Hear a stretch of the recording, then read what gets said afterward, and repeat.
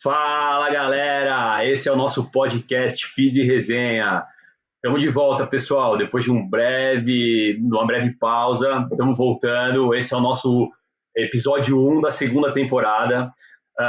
Estamos voltando com novidades, novos quadros, mas sem perder a nossa essência, que é sempre bater um papo de forma informal, de forma tranquila, sobre saúde, esporte, tudo que envolve esse mundo, né?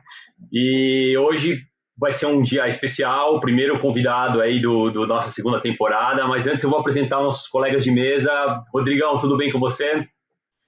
Fala, Alex, tudo beleza por aqui? Depois dessa breve pausa, acho que deu para ficar com saudades, né? E hoje a gente está com uma convidada aí super especial. Eu acho que talvez nessa contexto de equipe multidisciplinar, profissão que esteja, né, mais próximo da fisioterapia, e eu acho que promete aí o episódio. Show! Eu também estava morrendo de saudade. E você, Bernardão, tudo bem aí com você? Tudo bem? Fala pessoal, bom dia, né? Olha, bom dia, boa tarde, boa noite, né? Não sei que horas que vocês estão ouvindo e vendo a gente. Eu tava morrendo de saudade de bater esse papo aqui. Poxa, sempre engrandece muito e eu acho que sempre eu ouço bons comentários aí dos meus alunos e que me pedem ainda, falam, não vai ter mais episódio do Resenha, falando, calma, né? Calma. Então agora eu tô empolgado, eu acho que esse episódio de hoje vai abrir com chave de ouro a nossa segunda temporada. Perfeito. Hoje, para nossa resenha, ninguém mais, ninguém menos, né? Do que uma pessoa que além de ser excelente profissional, acho que não tem palavras, e vou dar um pitaco aqui do currículo, mas é uma grande amiga minha, é uma pessoa muito especial aí, que eu gosto muito. Ela é psicóloga do Comitê Olímpico do Brasil, graduada de psicologia da PUC, pós-graduada no Comitê Olímpico Internacional na saúde mental de atletas. Ela é psicóloga do vôlei do Sesc Rio de Janeiro Flamengo, que é comandada pelo Bernardinho, né? E ela esteve presente tanto no Rio como em Tóquio. E ela é psicóloga nada mais nada menos que a Ana Marcela, medalha olímpica em Tóquio.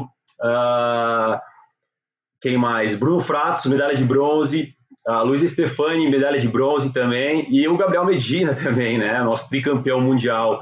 Então, eu sei que ela é psicóloga de um monte de outros atletas também. Eu não sei como é que ela dá conta de tudo isso, mas a gente vai descobrir hoje. Carla de Piero, obrigado por aceitar nosso convite e prazer ter você aqui com a gente. Eu que agradeço estar aqui com vocês. Para mim é um prazer dividir uma mesa com um monte de fisioterapeuta. De verdade, são os profissionais que eu acho que a gente tem muita afinidade, a gente trabalha muito junto, a gente cuida dos atletas. E geralmente são meus grandes parceiros, o Alex, meu grande parceiro aí, né, trabalhando junto com a Ana Marcela, junto com o Gabriel. A gente divide muito e a gente se complementa demais. Então, acho que são duas áreas que são muito irmãs, né? A gente trabalha muito junto, muito em equipe, dando esse apoio para os atletas alcançarem um alto rendimento. É isso, legal, show de bola. Rodrigão, nessa segunda temporada agora, a ideia é a gente não perder nosso mito, né? Então, nada melhor do que um mito da área da Carla, que eu acho que é não só da área da Carla, né, mas da área do esporte. Você pode falar um mito pra gente aí, Rodrigão? Sim, Alex, eu acho que o mito era um dos quadros aí que o pessoal estava mais gostando, né, e que estava gerando boas discussões.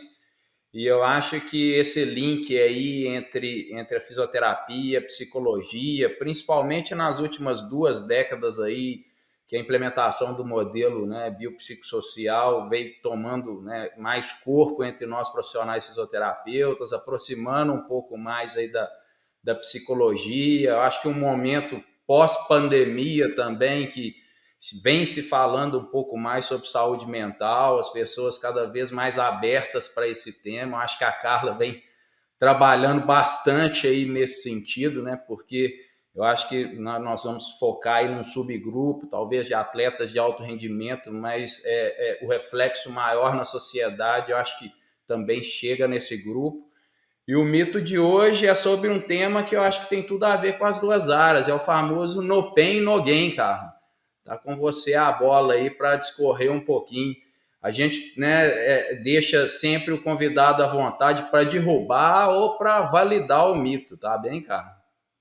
Então eu posso derrubar com todas as forças, né? Olha, já chegou Você sabe, chegando, já. E, Rodrigo, você sabe que a gente está falando, né? Você falou sobre o atleta de alta performance, a gente derrubar na alta performance, mas é importante a gente lembrar que quem está na alta performance é modelo de comportamento, né? A gente enxerga o atleta, a gente quer ser igual a ele. Então, se eu puder derrubar esse mito lá no atleta de alta performance, eu consigo impactar na pessoa que faz atividade física e acha que tem que sangrar para o treino dela ser bom, né? Se no atleta de alta performance ele não precisa sangrar mais, ele não precisa machucar mais, eu ensino a pessoa no dia a dia que ela pode usar a atividade física e o esporte de uma maneira mais efetiva para a saúde dela, física e mental, né? Então, incrivelmente, a gente ainda tem um monte de gente falando sobre no pain, no gain, porque foi difundido, né, ao longo dos anos, essa coisa de assim, eu tenho que ir para o limite, eu tenho que quase morrer para eu conseguir o que eu quero. Né? Mas assim, com tanta ciência hoje, seja na fisioterapia, na educação física, controle de carga, né, controle de estresse, você mede bioquimicamente como está o atleta, é ridículo a gente quebrar um atleta para ele ter performance. Né? Então, assim, quem não usa esse conhecimento está atrasado, minimamente está, assim, ficando para trás. Né? E quem ainda acha que tem que sangrar o atleta, que tem que machucar o atleta, está errado. Se uma atleta machucou, se o atleta entrou em overtraining, culpa nossa, né? Ou talvez culpa do atleta que não conseguiu comunicar o que está sentindo para esse treinador e para essa equipe.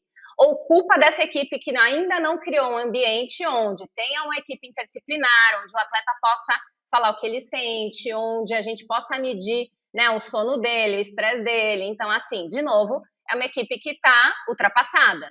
Né? Então, assim, hoje em dia a gente tem muitos mecanismos para olhar para o bem-estar do atleta físico e emocional, manter esse bem-estar alto, porque a gente sabe que isso impacta e vai trazer performance, e performance duradoura. Né? Então, o que acontecia antigamente? A gente amassava o atleta mentalmente e fisicamente, ele tinha uma performance, se quebrava, tinha um tempo para se recuperar e para, quem sabe, ter outra performance, ou participar de um único ciclo olímpico. Né? Então, assim, por que fazer isso se a gente pode cuidar desse atleta? Sem contar nos efeitos colaterais que a gente impactava na vida mental, social, psicológica desse atleta. A gente tem atletas aí, é só assistir os documentários, né? Do The Weight of Gold, da Atleta A, do Andy Aaron. Se você assistir todos esses documentários, do Mark Fish, no Untold, você vai ver o impacto que, né, ir para o excesso ou ir para o limite, o que deixa de marca na vida de uma pessoa. Você pode desenvolver um transtorno mental e ter que lidar com ele a vida inteira. Um transtorno alimentar, como as meninas têm na ginástica, uma lesão física que impacta no seu emocional o resto da vida, porque te tirou do esporte e porque você não pôde praticar nunca mais. Então, assim, eu sou a maior, como que eu posso dizer, defensora de derrubar o no pain, no gain. Recebo um monte de crítica por causa disso, né? Porque é mimimi. Mimimi, quem não conhece o que é de fato acompanhar atleta de alta performance, né? Eu também sou atleta da Biadade, uma menina que teve muita lesão, que tem algumas cirurgias, inclusive de coluna e de ombro, e ela está há 2 anos sem sair de um jogo por conta de lesão. Então, assim, o que a gente está fazendo de diferente? O que a equipe dela está fazendo de diferente? É o corpo dela que mudou ou é a preparação física dela? Ou ela ter o fisioterapeuta junto dela, ela ter espaço para sinalizar o que ela está sentindo, ela ter cuidado da saúde emocional dela, né? Então, ela tem um treinador que enxerga ela com todo esse cuidado, ela se sentir segura que ela pode falar para essa equipe o que ela está sentindo, né? Um planejamento de calendário que envolva o perfil dela, o que ela sente, as dores, descanso e saúde mental. Isso é esporte de alta performance, né? Quem ainda não está fazendo isso não está fazendo alta performance, né? Tá ali, sei lá, nos anos 80, ou talvez nos anos 90, a gente está em 2023, né? Então, o Comitê Olímpico Internacional tem um curso específico de saúde mental de atleta elite. Se eles têm esse curso é porque a gente precisa cuidar disso, né? Para a gente trabalhar com atleta de alta performance. E, de novo, a gente está falando de alta performance, mas é isso que a gente enxerga quando vê esporte, é assim que as pessoas se espelham. E se a gente mostra isso na alta performance, a gente pode ensinar a pessoa ali no dia a dia, na relação dela com o esporte que ela gosta. O surf, a corrida, o crossfit. Show de bola. Perfeito, Carla. Você foi falando aqui, foi me dando vários insights, né? Eu tava lendo um livro agora, eu fiz uma viagem de lazer agora, e eu tava lendo aquele livro de Nada Pode Me Ferir, do David Goggins. Eu não sei se vocês chegaram a ler esse livro, tá um super boom, assim. Alex, todos os meus atletas homens leram esse livro, eles trazem o livro para mim e eles descrevem o que... E assim, é muito louco. É muito louco. É meio ridículo, assim, porque é isso, né? É um pensamento lá de 1970, de você tem que ir além, você só usa 40%, você tem que usar mais, você tem que ir mais. E o mais engraçado, cara, desculpa te cortar, mas o mais engraçado foi uma parte um trecho do livro em que ele relata que ele foi fazer uma ultra de 100 quilômetros e que ele não estava preparado. Ele fez leg press antes, agachamento e não sei o quê, porque ele era marombeiro. E aí ele relata que no final da ultramaratona ele estava urinando sangue e tem algum diarreia constante. E ele fala isso assim, orgulhoso, tipo, mas eu terminei a maratona, ou seja, ele entrou em rabdomiólise e ele nem percebeu. E ainda ele coloca no livro que ele não foi no médico, que ele foi para casa, porque ele falou, não, eu quero ir para casa, ou seja, eu sou forte pra caramba, entendeu? É uma mensagem meio cruel do livro, sabe? Eu entendo, acho que a mensagem do livro é que ele veio de uma família muito pobre, teve que transpor várias dificuldades, usou o esporte a favor dele, mas ele vem muito nessa batida de no pain, no gain, e é uma coisa que eu fiquei lendo e falei, nossa, a gente tá lendo isso agora, né?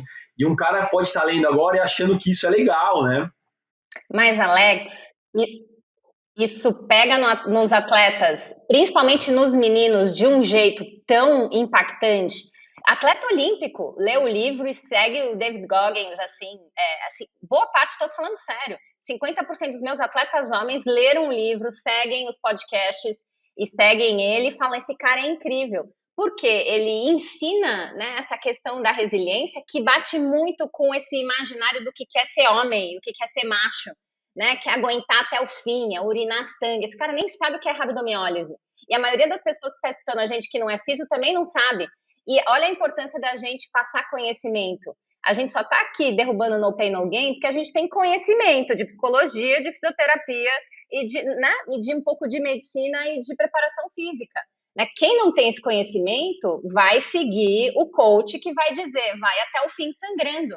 Porque o coach não sabe qual que é a consequência do sangrar. A gente sabe, e a gente sabe que não precisa sangrar, mas esse discurso, ele pega muito, e ele pega fácil, e ele atinge um lado motivacional das pessoas, você fala, eu quero ser que nem esse cara, olha tudo que ele conseguiu, olha tudo que ele conquistou. A minha pergunta é, a que custo, né? Que riscos, que custo? Será que a sua história vai ser igual ao do David Goggins? Quantos não quebraram, né? Porque a gente está falando de uma história que deu certo, né? E as outras milhares que deram errado, né? Exatamente. E o que é dar certo? É terminar a maratona urinando sangue? Eu questiono. É que nem a menina da ginástica olímpica artística dos Estados Unidos. Ela fala que ela não sabe se vale a pena aquela medalha que ela ganhou e que ela saltou com o pé quebrado. E que talvez se ela pudesse, tivesse espaço para decidir, ela não teria saltado. Né? Então, assim, a que custo? Para quê? Né? Então, assim, tenho a medalha, urinei sangue, não posso mais correr. Assim, então, assim, é questionável.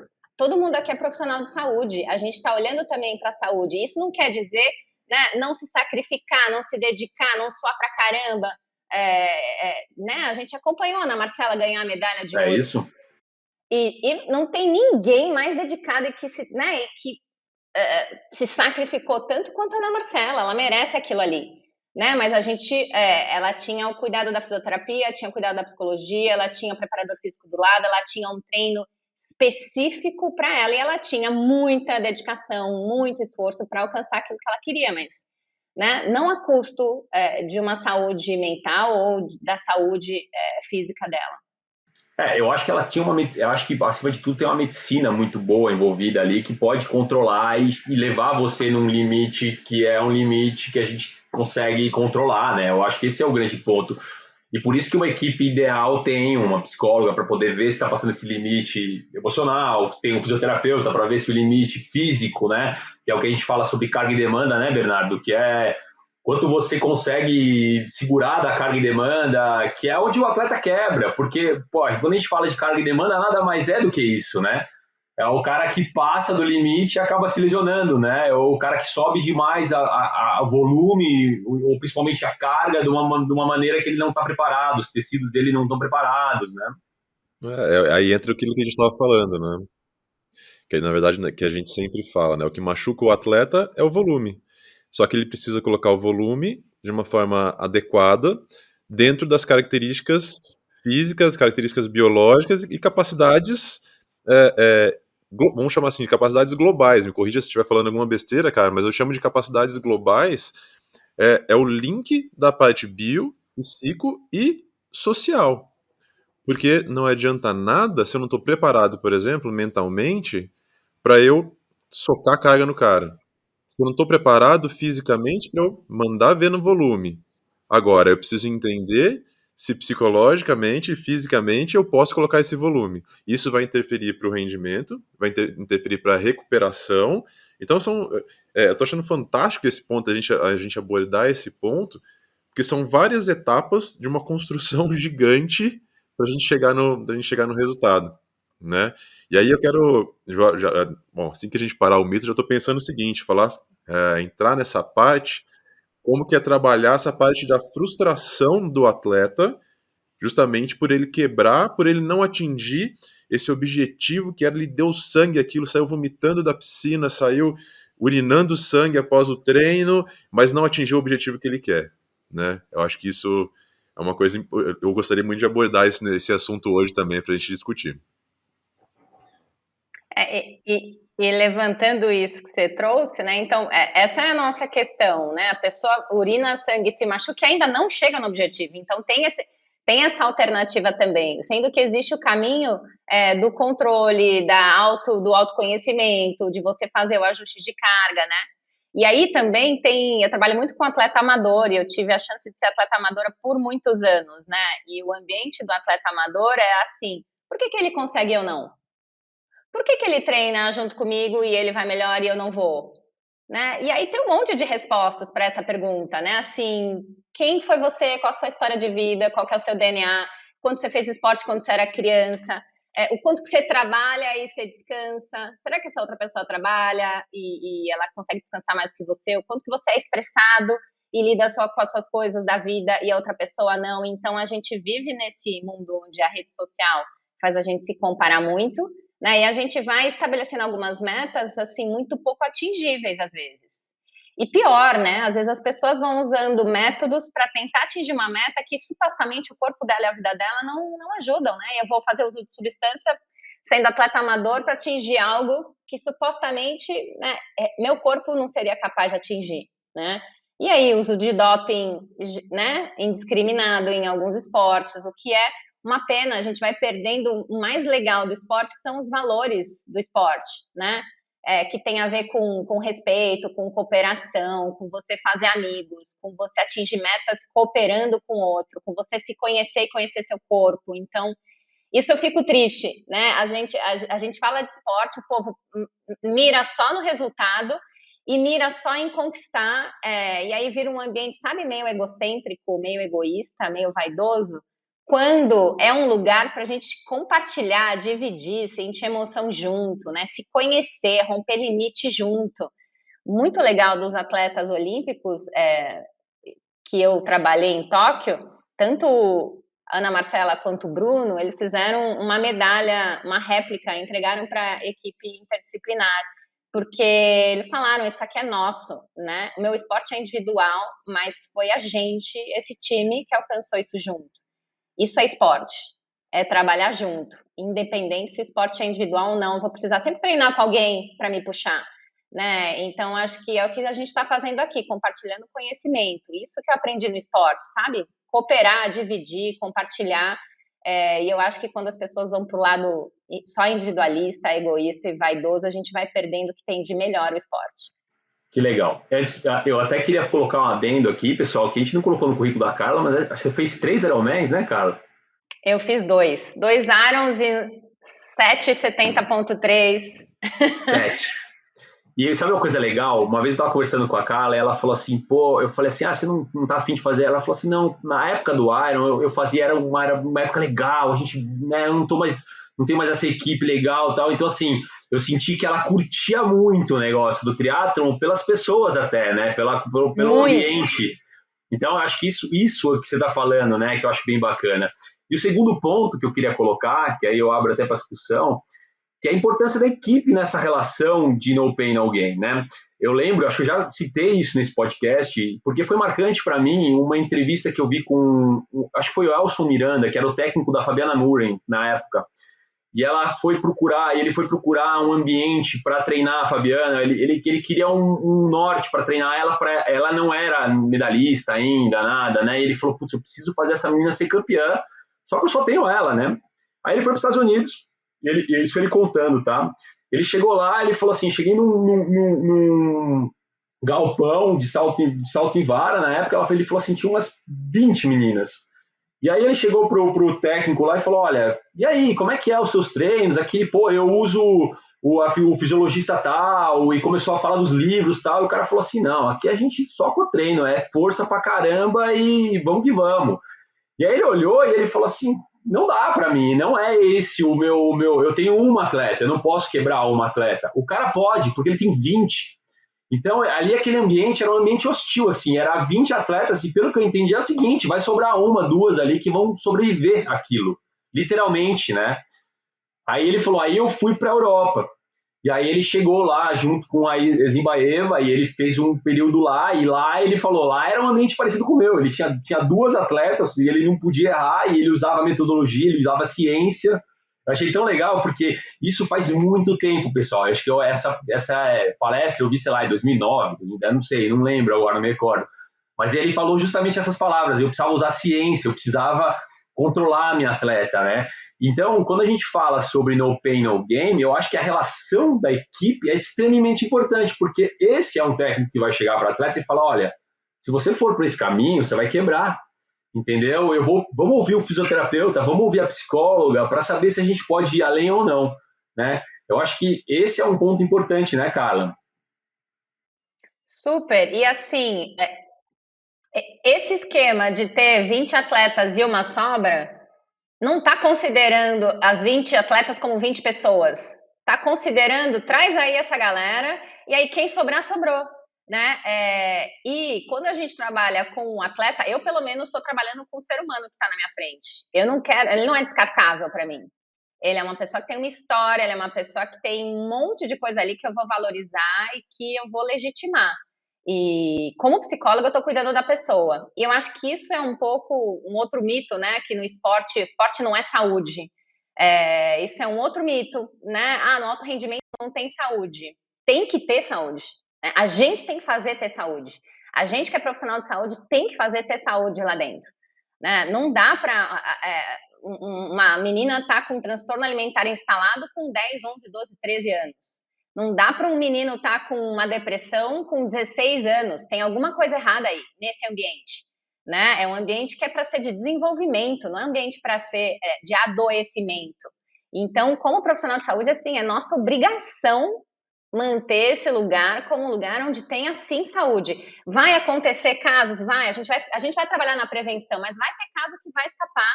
A gente vai ter que cuidar de depressão, a gente vai ter que cuidar de transtorno alimentar, a gente vai ter que cuidar de transtorno de ansiedade, de transtornos do sono cada vez mais. E tudo bem, a gente tem que ter mão para isso, prevenir e quando aparecer, cuidar. Mas não dá para a gente aceitar que isso é normal. Né? Pode ser comum, mas não é normal a gente ter transtorno mental no esporte. Perfeito. Rodrigão, você tá quietão aí, pelo amor de Deus. Não, perfeito. Eu acho que o mito aí já foi não só derrubado, mas revirado, né, inclusive. E a Carla, né, deixou uma questão aí interessante na última fala dela, né, a questão da prevenção, que é muito abordada dentro da fisioterapia. Hoje a gente acaba tendo, né, ferramentas e formas de avaliar esses possíveis fatores de risco, enfim. Eu queria saber um pouco disso na psicologia, né? Se existe uma abordagem, uma ferramenta, se tem como preparar o atleta, né, que está ali nessa linha muito tênue entre o alto rendimento, a produção e a dor, a lesão, se tem como prevenir, né, de como ele vai se comportar, enfim, se vier uma lesão no auge ali da performance, como que isso é trabalhado dentro da psicologia? Carla, eu estendo essa pergunta, desculpa, eu só estendo essa pergunta para o atleta amador também, tá? Porque eu acho que o atleta amador hoje, ele tem uns atletas amadores que estão beirando esse profissionalismo, né? E aí eu coloco, desculpa, Carlos, mas eu ainda coloco um pouquinho a mais. Opa, voltou? Eu ainda coloco um pouquinho a mais, ainda vou puxar isso que o Rodrigo falou, que o Alex colocou, eu vou voltar naquilo que eu tinha comentado sobre a frustração, junto com esses pontos que eles colocaram. Tá. Se eu lembrar, eu vou tentar responder tudo. Bom, em primeiro lugar, eu acho que assim, para a gente conseguir prevenir, né, as questões de saúde mental, a gente tem que considerar a preparação mental do atleta. Né? Então, assim, a fisioterapia já está inserida, né? O recovery no atleta já está inserido há muito tempo. Ninguém questiona, né? Ah, não, será que precisa do físio? Né? Precisa. Talvez algumas pessoas não tenham porque não tem todo o acesso e não tem o recurso para ter. Não, ninguém questiona se precisa ou não precisa de fisioterapia. Mas a gente ainda fala, quem sabe esse atleta ia se dar bem se fizesse uma preparação mental, né? E é o que vocês estão falando, para a gente prevenir questões de saúde mental, esse atleta tem que estar fazendo preparação mental e ter uma psicóloga do esporte desde que ele é adolescente. Porque aí ele vai aprender a identificar o que ele sente, o que ele vai fazer com o que ele sente, a identificar pontos fortes e pontos fracos, como ele lida com a frustração e se ele se frustrar muito, como tolerar a frustração. Então, se a gente insere preparação mental e a psicologia do esporte na equipe interdisciplinar desde a adolescência, ao longo do desenvolvimento desse atleta, ele já vai ganhando recurso para ele se entender, para ele se compreender, para ele saber a hora que ele tem que buscar ajuda, para ele ter noção do que ops, isso aqui tá esquisito, tô sem motivação para treinar, tô começando a ficar meio sem prazer no que eu faço, meio triste. Esse negócio já me explicaram que pode ser perigoso, pode ser uma depressão, eu posso estar entrando num overtraining, né? Então, assim, se esse atleta tem essa informação, ele vai buscar no lugar certo.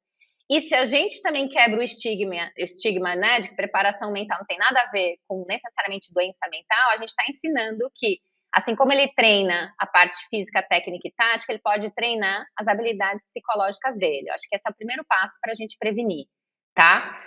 A segunda coisa, e que eu trabalho muito com os atletas, principalmente de alta performance, tem muito a ver com o que vocês fazem, né? A gente não bate na tecla do recovery.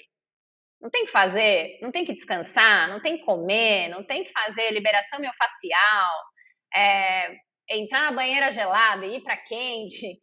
A parte mental a mesma coisa, né? Eles estão sob pressão, eles estão sob estresse. Cara, eu preciso do recovery mental, né? Eu preciso também ter um momento que eu reabasteço a minha energia psicológica. Eu preciso dar risada, eu preciso descansar, preciso esvaziar a cabeça. Não dá para eu estar lá felizão na fisio, na bota de Normatec, o fisioterapeuta tá lá soltando minhas coxas e eu tô aqui. Treino de amanhã, o treino de hoje foi ruim, o de amanhã eu vou perder. E agora? Cara, esse cara não tá recuperando. Ele, nem o que vocês estão fazendo vai ter o efeito que vocês esperam se aqui na cabeça dele ele tá ansioso, estressado, preocupado. Né? Então, boa parte do que eu ensino para os atletas hoje em dia tá lindo, você faz seu recovery físico, cadê a parte de mental recovery? O que você faz para desligar a tua cabeça? O que você faz para recuperar mentalmente? E aí a gente ensina as técnicas de recuperação, de respiração, de meditação. A gente vai buscar o que esse atleta faz que ele realmente recupera emocionalmente, fisicamente, socialmente. É dar risada com os amigos. Tem atleta de futebol que eu acompanho que ele fala, Carla, é jogar videogame online com os caras. Beleza! Né? Não é a melhor coisa ficar na tela, a gente sabe. Não é a melhor coisa jogar joguinho de tiro, a gente também sabe. Mas esse cara se diverte, ele não pensa no jogo, ele não tá preocupado lá com a esposa e com o filho, ele tá com os parça jogando videogame. E isso é recuperação mental. Tá lindo! Então, o que a gente faz é ensinar para esse cara que esses 30 minutos, 50 minutos que ele ficou com os parça jogando videogame, ele tá recuperando emocionalmente. Entrou sabe? E aí, óbvio, não pode atrapalhar o sono, não pode atrapalhar a hidratação, a alimentação, nenhum treino. Ficou feliz, relaxou, esvaziou a mente, entrou no teu pacote de mental recovery. Né? Brincou com os filhos e se sentiu bem e relaxou, mental recovery. Namorou com a esposa, mental recovery. Né? Então, assim, precisa ter. E aí, a galera ainda faz concentração de atleta e mantém esses caras, sei lá, 15 dias fechado no hotel e acha que vai dar certo e vai dar bom. Como que esses caras estão recuperando mentalmente se eles não veem esposa, se eles não se divertem, se eles não trocam ideia? Essa galera pira, né? Então, assim, em 2023 a gente ainda usa algumas estratégias, deixando de lado coisas que a gente sabe que são importantes para os atletas, né? E o que esse atleta vai fazer, gente? Esse atleta que está concentrado ali, está no tédio. Vai buscar alguma fuga, não vai? Alguma coisa assim? Ele vai escapar. Não tem como, ele vai escapar de um jeito, ele vai trazer uma galera para o hotel. É ser humano, não tem, a gente tem que ter os escapes. E se a gente considera isso já na preparação mental dele, né, quais vão ser os escapes, a gente não precisa ficar lá no controle, o cara tá fazendo errado. Não, o cara tá só tentando gerenciar e equilibrar o estado emocional dele. É muito louco, né? Pode falar, Bernardo. Não, só para pegar o link dessa parte do confinamento, né? Você vê vários experimentos são feitos em confinamento. Aí você pega, usa essa relação com os atletas e bota em confinamento. Acaba sendo um experimento social, né? Onde eu vejo mais dificuldade nisso, cara, é nos esportes coletivos, né? Porque eu fico pensando assim, como é que você identifica? Aí você tem questionários que você pode passar, porque eu fico pensando no esporte coletivo, como é que você faz para identificar que... Porque, assim, que nem você falou, tem um fulano que vai jogar videogame, tem o fulano que a família vai ser o escape, mas tem o fulano que a família não vai ser o escape, né? Vai ser mais estresse. E aí você fala, pô, você tem, sei lá, 15, 20 jogadores ali confinados e cada um vai ter um escape diferente, né? Deve ser muito difícil essa individualização dentro do esporte coletivo, por exemplo, né? E eu acho que tá aí a complexidade e a dificuldade do esporte coletivo, né? Muito mais gente. Mas é isso. Também no esporte coletivo, né? O meu trabalho é identificar, é saber quem é cada uma dessas pessoas e o que é o escape para cada uma delas. Cada uma delas ter o seu método de recovery. Mas quando a gente está em equipe, a gente também pode pensar o que o grupo faz junto, que também pode trazer, né, efeito regenerativo. O churrasco, por exemplo, a seleção de vôlei tem toda quarta-feira à noite, tem um churrasco e a galera se reúne e aí tem música e tem resenha. Então, para esse confinamento não ser um estresse, tem um momento onde o grupo pode junto ter um momento gostoso, né? Então, dá para a gente programar isso também. O que esse grupo junto pode fazer que é desestressante, que é de descompressão, né? E aí tem que conhecer o grupo, tem que conhecer o perfil, ver o que eles gostam em comum e promover para eles. Que legal. Então, na verdade, o seu trabalho dentro do esporte, assim, uma das coisas mais importantes é essa prevenção, né? Você identificar esses pontos e conseguir colocar isso para o atleta, né? Sim, e conseguir negociar com a comissão às vezes, e conseguir mostrar para a comissão o que é importante, né? Às vezes é catar o médico e o físio e falar, precisamos falar com o treinador, porque isso aqui que a gente está vendo de resultado, né, está impactando nesse atleta, vai dar ruim em algum momento. Então, muitas vezes a gente se junta para passar uma informação para o treinador e conseguir alguns ajustes. Perfeito. Rodrigão? E aí ela colocou, né, bem o que a gente pensa na posição do fisioterapeuta entre o médico e a psicologia, né, fazendo essa transição.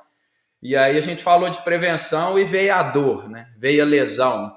E aí é que eu acho que a fisioterapia, junto com a psicologia, chega bem próximo, né, desse atleta. E aí eu acho legal a gente colocar o amador na história, né?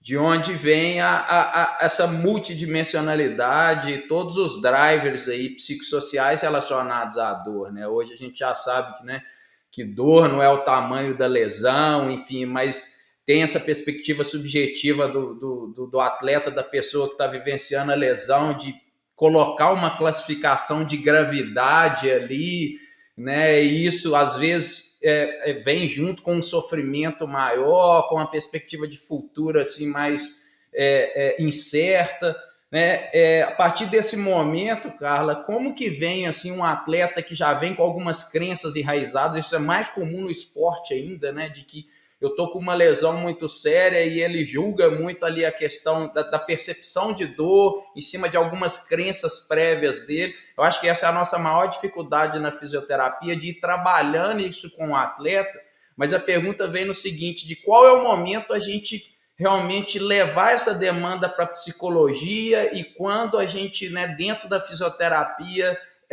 consegue, até onde a gente consegue ir dentro da fisioterapia e quando a gente transfere isso para a psicologia em si. Uhum. É interessante, né? Porque cada pessoa aprende a sentir dor de um jeito, né? A valorizar a dor de um jeito e usar a dor de um jeito ou de outro. Dor tem função também, né? Eu ganho atenção com dor, eu saio de situações estressantes porque eu posso estar sentindo dor ou estar machucada. Então, de uma maneira geral, eu acho que assim, o mais importante é a gente ensinar sobre dor e sobre a lesão para o atleta que está ali na nossa frente, né? Então, assim, essa lesão acontece assim assado, você está vivendo ela assim assado, ela tem esse tempo para ela recuperar, né? Então, assim, dando todas essas informações, se essa pessoa ela está emocionalmente, razoavelmente bem, ela vai acolher essas informações. Você tem um bom vínculo com ela, né? E ela se sente cuidada por você, ela vai evoluir bem, né? Agora, se não evolui bem, se essa dor continua persistente, se tem uma queixa que está ali e que está ampliada, não está conectada e ajustada com a lesão, aí vocês podem olhar e falar, tem alguma coisa a mais aqui que já não é a minha alçada, porque o que a gente está fazendo, a gente está no caminho, mas não está dando o resultado que era esperado.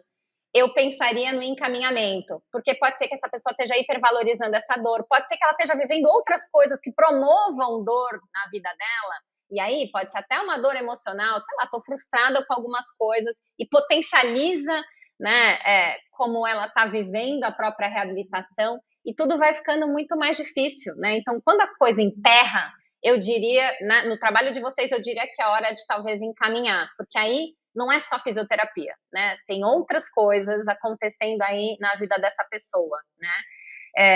E é isso, né? Dor tem ganho secundário também, tem que ver se essa pessoa não está, de alguma forma, ganhando coisas com tudo isso que ela está vivendo, por mais que ela esteja sentindo dor, né? Às vezes tem atenção, tem o cuidado especial que ela ganha, que ela nunca ganharia, né? Em outra situação. Mas tem o inverso também, né? Sei lá, a pessoa achar que ela precisa sentir dor. Tem umas coisas que, não sei vocês, eu sou atleta desde criança, tem um negócio na cabeça de atleta que acha que tem que sentir dor, que é normal sentir dor, né? Então, faz assim, parte, né? Dor faz parte. E, assim, muito do meu trabalho é ajudar o atleta a discriminar o que é uma dor de treino, o que é uma dor esquisita, estranha, que está sinalizando alguma coisa, né? Então, assim, o corpo é o templo do atleta, independente se ele é atleta amador ou profissional, esse corpo está trazendo um monte de sinal. E dor é um sinal bem importante, né? Dor aonde, dor de que jeito, dor aguda ou dor que fica persistente, isso significa alguma coisa. A gente, no mínimo, tem que olhar e tem que considerar, né? Então, acho que esse é um outro mito que a gente tem que desmistificar, que assim, tá tudo bem sentir dor. Não tá, né? Não tá. Tá acontecendo alguma coisa aí, né? Isso é engraçado porque a gente tem vários estudos que mostram, né, que um dos potenciais de lesão mais sérias é ignorar a dor por um tempo do atleta, né? E é comum o atleta ignorar a dor. E esse é um trabalho que eu vejo assim nas equipes que eu trabalho com atletas, que é muito difícil, porque no medo de hipervalorizar um problema, as pessoas passam por cima, o técnico passa por cima. Não, é uma dorzinha, a gente fez um exercíciozinho ali, já resolveu, aí fica persistente, aí o cara vai te procurar, né? Eu passei por isso algumas vezes e isso não é legal e é difícil, né? Eu acho que essa é uma das maiores dificuldades que eu tenho na hora de trabalhar com a equipe, porque a gente tem que também tomar cuidado com a hipervalorização, óbvio, né? Porque também não ficar botando foco talvez num desconforto, que nem você falou, mas ao mesmo tempo saber aonde procurar ajuda, né? Ou talvez saber conversar de um modo muito mais simples, para que isso não se torne, né? Não precisa ser um big deal em nenhum momento, na verdade, né? Eu acho que E o atleta que passou por uma lesão e que teve um processo de reabilitação e já foi para físio, ele sabe reconhecer, né, o que era aquela dor inicial que se transformou nessa dor limitante, né? Ele vai aprendendo com vocês o que ele pode fazer para minimizar a dor ou para prevenir a dor. Então, muitas vezes, o atleta que está machucado, o que eu falo para ele é: olha a oportunidade que você tem para aprender sobre o seu corpo, olha a oportunidade que você tem para não precisar mais passar por isso que você está passando, né? Como que a gente pode prevenir, que tipo de cuidado você pode colocar na tua vida para diminuir a chance de você se machucar, né? Então, e gente, assim, no alto rendimento, né, você vê os atletas todos fazendo treino de mobilidade, todos andando com seu rolinho debaixo do braço, todos fazendo o seu aquecimento, né? Então, assim, por que não ensinar isso para o atleta amador também, né? Antes era ridículo andar com rolinho, né? Eu lembro de falar para o meu filho usar o rolinho, ele falava: frescura, mãe. Né? Mas assim, você olha para o atleta hoje em dia, o comprometido, ele está fazendo exercício de prevenção, ele tem o seu elastiquinho, ele tem o seu rolinho, né? Porque ele já aprendeu que esse corpo precisa ser aquecido, ele precisa ser, né, preparado para ele treinar. Legal. Rodrigão, você que na verdade eu vou fazer para você, Carla. A gente na Fisio tem muito mito, além, né? Você já falou do No Pain No Gain, mas assim, na parte esportiva, as crenças são muito maiores do que na vida real. Assim, eu sinto que a gente ainda está um pouco longe ainda na parte esportiva do que a gente tem de ciência. Na psicologia você sente isso também? Você sente que ainda tem muita coisa que você vê ali no ambiente que você fala: nossa, como isso está longe do que a gente deveria fazer, na verdade, ou não? Estou falando de ciência, tá? Do que a gente tem hoje de evidência, né? Vou dar um exemplo, né? Sei lá, a gente tem algumas intervenções da fisioterapia que a gente sabe que cientificamente elas não têm eficácia, né? A gente não tem evidência sobre... A gente já tem evidências que não são eficazes, na verdade, e você vê em uma Olimpíada um cara utilizando nos Estados Unidos. Você fala: cara, como é que pode um cara campeão olímpico estar usando uma conexão que não faz sentido nenhum, né? Efeito placebo. Efeito placebo, né? Vai sempre existir, né?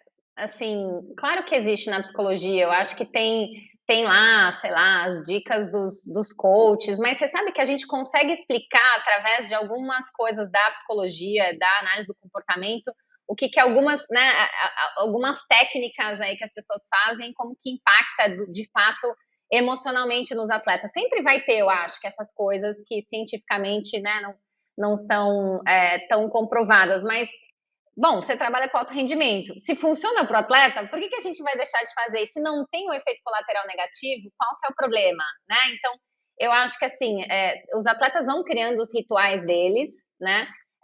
E eu acho que se eles estiverem abertos para fazer coisas novas e que são cientificamente comprovadas, melhor. Porque aí a gente vai ampliando o leque de repertório que esse atleta tem. Parte do meu trabalho com o atleta é ampliar repertório emocional para ele conseguir lidar com pressão, lidar com frustração, para ele conseguir se organizar e gerenciar a emoção e conseguir alcançar a medalha dele. Né? Eu não preciso ficar mudando quem ele é, mas eu posso ampliar o repertório do que ele tem para fazer o que ele quer alcançar. Né? Então, eu trabalho, por exemplo, com o Gustavinho Borges, que nada 50 metros livre, e o Bruno Fratos, medalhista, nada 50 metros. Eles são completamente diferentes. Né? O Gustavinho não precisa ser o Bruno Fratos e fazer o que o Bruno Fratos faz para ele ganhar a medalha dele. Eu preciso olhar para a identidade dele, para o jeitão dele, para o padrão dele, e ele pode ganhar alguns repertórios a mais para alcançar o objetivo dele. Né? Então, óbvio, né? Se ele estiver fazendo alguma coisa que eu acho que pode impactar negativamente, eu vou falar.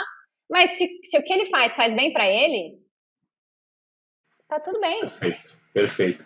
Eu acho que é basicamente essa a questão dentro da fisioterapia, né? O que a gente chama do efeito nocebo, né, Carla? Se está ajudando dentro dessa perspectiva placebo e não tem consequência negativa, ok.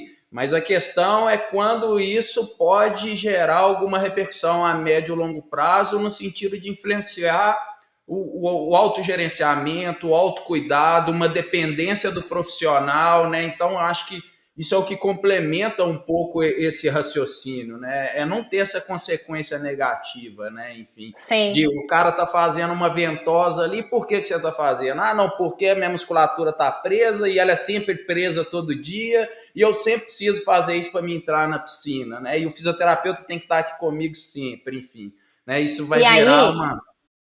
Sabe o que vira? Vira um negócio que a gente chama de comportamento supersticioso. Ontem eu atendi um menino que ele precisa fazer o sinal da cruz depois de todo ponto que ele joga tênis. E aí o treinador dele tá louco, fala assim: você tá louco que você vai fazer? Não é Deus que tá cuidando de você aqui, agora é você com você mesmo, né? Então assim, você imagina fazer o sinal da cruz depois de cada ponto. Esse menino não, vai ter uma hora que ele não vai conseguir jogar tênis, né? E você percebe que tem uma questão aí, a gente chama de comportamento supersticioso. Ele está acreditando que o sinal da cruz vai prevenir que ele não vai, que ele vai errar. Tá errado, né? Quem vai prevenir é o foco dele, é o treinamento dele, a técnica dele, né? Então é isso que a gente precisa ensinar para o atleta. A gente tem que cuidar com o comportamento supersticioso e no esporte isso é gigante, né? Tem ônibus que não pode dar ré porque o treinador acha que vai dar azar, né? Exato, não é brincadeira, tá? E é treinador famoso. É treinador famoso. Excelente, excelente. Dentro da fisioterapia, a gente chama de comportamento mal adaptativo. É o sujeito, né, que envolve aqueles comportamentos de hipervigilância, medo e evitação de movimento, né? E aí é interessante ver que as duas coisas podem estar linkadas, né? Basicamente. Fala, Alex. E aí essa pessoa fica rígida, né? Essa pessoa que precisa desse ritual, dessa rotina que limita ele, né? Ela fica rígida mentalmente, ela acredita que ela só vai conseguir se ela fizer essa sequência de coisas. Esse comportamento supersticioso pode virar um toque, né? E se for um toque mal adaptativo, essa pessoa vai ficar limitada, diferente do Nadal, né? Que tem o toquezinho dele que está lá adaptado. Esse é o ponto que eu queria chegar, porque a gente sabe do potencial do ritual, né? A gente sabe isso da fisioterapia, a gente sabe isso na medicina, a gente sabe como o ritual é importante para as pessoas. A gente sabe que um fisioterapeuta que tem um ritual e que consegue transformar, isso pode ter um efeito muito benéfico para o paciente, né?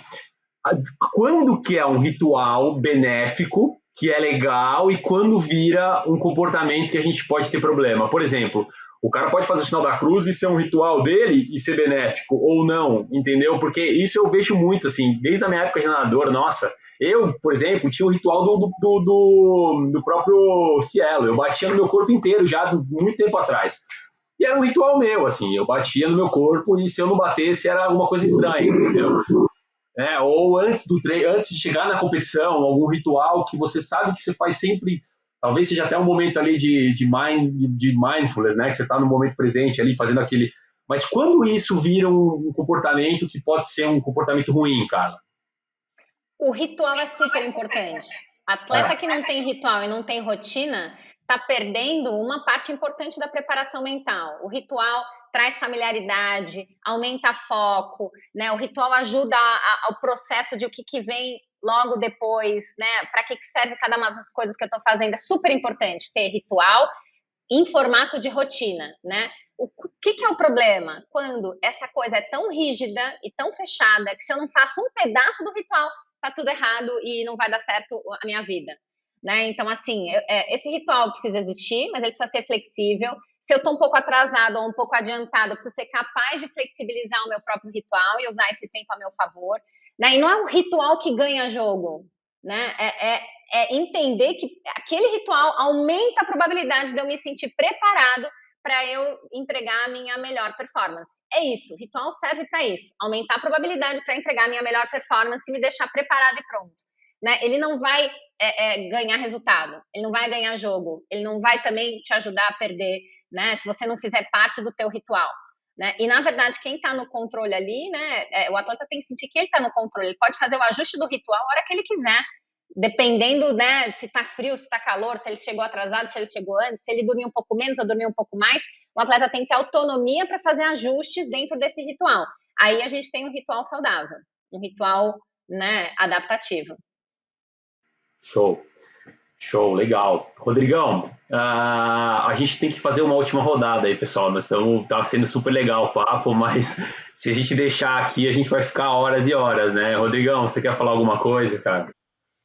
Não, na verdade, agradecer a Carla, né, o trabalho fantástico que ela faz, a disponibilidade de estar aqui com a gente, né? Como eu falei várias vezes aqui, o trabalho da psicologia com a fisioterapia, eles se complementam muito.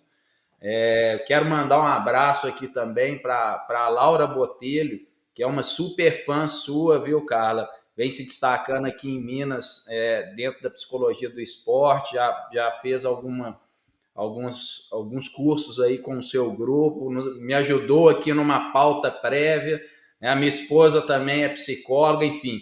Dentro da clínica, a gente sempre procura fazer esse link e identificar quando esse paciente, principalmente os pacientes crônicos, precisam da psicologia por perto, e cada vez mais a gente observa os resultados, né, realmente concretos desse trabalho em conjunto com a psicologia. Então é mais nesse sentido e deixar aberto aí para vocês finalizarem. Obrigado. Fernandão. Também eu queria agradecer já, desde já, Carla. Eu acho que foi. Na verdade, como o Alex falou também, tem muita coisa pra gente conversar. Essa parte, eu tô um pouco preso nessa parte de aceitação, ansiedade, porque é uma coisa que a gente tem visto muito e tá sendo uma barreira importante para o tratamento. Então a gente, no meio do nosso papo, eu tô aqui, minha cabeça tá viajando, tô lá, meu, no mundo ideal, cara. É o mundo ideal onde eu tenho realmente essa integração. Eu não tenho uma barreira, por exemplo, de um caso recente que eu tive de um atleta amador, corredor, buscou ajuda e virou e falou assim: olha, eu preciso ver se o meu treinador vai aceitar eu tratar agora ou não. O cara falou isso pra gente, pra minha equipe. E aí, desde então, não era paciente nosso, eu não consigo mais contato com o cara. Como que um treinador vai aceitar se pode fazer o tratamento ou não? Isso aí é inadmissível, é inadmissível. Mas foi um caso recente, fazem 2 semanas isso, né? E enfim, né? Então tem essa parte de recovery, o que é realmente recovery. Nossa, eu acho que tem tantos pontos, foram tantos pontos legais que a gente abordou, que a minha cabeça, como eu falei, tá no mundo ideal aqui, né? Vou trazer para a realidade agora para a gente refletir. Inclusive a parte de autogerenciamento. Cara, sensacional. Eu acho que a gente poderia ficar 3 horas conversando aqui, que tá muito bom esse papo. Muito obrigado aí. Ixi. Eu fiquei te devendo, você perguntou, né, sobre tolerância e frustração, eu fiquei te devendo a minha fala sobre isso, né? Se tem um lugar onde a gente tem que ser bom em tolerar a frustração, né, é no esporte, porque só dá para ganhar um, né? Os outros vão perder. Então, assim, é uma habilidade super importante, independente da idade, lidar com tolerância à frustração, ser capaz de se auto-perdoar, né? Ser capaz de fazer uma avaliação do meu jogo, da minha prova, identificar pontos positivos e negativos, né? Porque aquele atleta que está sempre frustrado, né? Talvez ele não esteja nem vendo o que ele está fazendo de bem feito e não está valorizando a parte que está legal. Muitas vezes os que se frustram mais são os que são mais autoexigentes e mais perfeccionistas, são esses os que sofrem mais do ponto de vista emocional, porque estão vendo sempre o copo mais vazio, né? Então, eu acho que aí está uma habilidade importante de treinar também, a parte mental, que é aguentar a frustração, tolerar perder, tolerar, né, o desconforto. Quando a gente fala da tolerância do perder, né, eu lembro sempre do tênis, né? Porque eu acho que o tênis tem um número impressionante, assim, acho que a partir do top 10, eu acho que você perde mais do que ganha, né? É uma coisa bem cruel mesmo, assim. Você tem que aprender mesmo a perder e entender que vai fazer parte, porque talvez você vai perder mais do que ganhar na sua carreira, né? Acho que esse lidar com isso. Bom, Carla, bom, não tenho nem o que falar. Acho que foi ótimo, a gente adorou. Tinha muita coisa, a gente tem uma pauta enorme para conversar, mas vai ficar para uma próxima. Agradeço muito sua disposição de estar aqui com a gente, né? Porque eu sei que sua agenda é apertada, você dá conta de um monte de coisa aí. E obrigado mesmo. Valeu mesmo. Você tem alguma coisa para falar ainda? Tá tudo tranquilo? Eu queria agradecer o convite. poder estar aqui com vocês, dividir conhecimento. Eu sei que a gente tem um monte de afinidade, pensa um monte de coisa parecida, apesar das nossas áreas serem diferentes, a gente se complementa muito. E é isso. Deixa eu fazer propaganda do meu livro. Antes de você fazer propaganda do seu livro, então, a gente vai ter um quadro novo, que eu estava esquecendo já aqui, o nosso primeiro episódio da segunda temporada é novo, a gente vai colocar um dica, né? Então, eu queria que o nosso convidado indicasse alguma coisa, nosso convidado, entendeu, Carla? Por favor. Então, deixa eu indicar o meu livro, que é o Léo, uma história inspirada em histórias reais. A gente fez o livro, eu junto com outros 2 psicólogos, o Eduardo Silva e a Fernanda Tartaglia. É uma história fictícia, né? Mas a gente entrevistou o Albertinho, a gente entrevistou o Vanzella, vários atletas olímpicos para montar a história de um, né, nadador olímpico, desde a infância até a transição de carreira. E aí conta aí um pouquinho sobre como que é ser atleta de alta performance, como que é a vida desse atleta, como que entra a preparação mental, como entra a lesão e todas as outras coisas que um atleta vive.